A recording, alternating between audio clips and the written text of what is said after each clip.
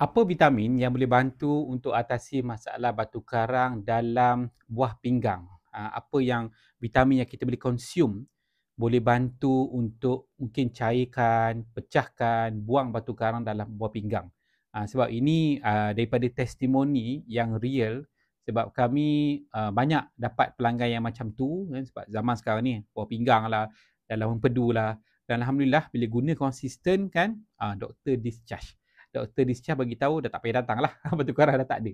Jadi kalau anda first time tengok video ni, boleh subscribe channel saya ni ataupun boleh juga komen saya dah subscribe. Okay, baik.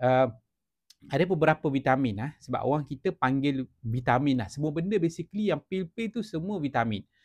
Dan ada yang tak pil pun, dalam soft gel pun orang panggil vitamin juga. Ada setengah orang panggil ubat. Semua benda adalah ubat lah. Tapi sebenarnya dia kita panggil suplemen lah. Sebab dia sebenarnya datang daripada pelbagai bentuk. Ada omega 3 minyak ikan, ada daripada protein, ada daripada galian kan, yang tablet tu kan ada kalsium kan.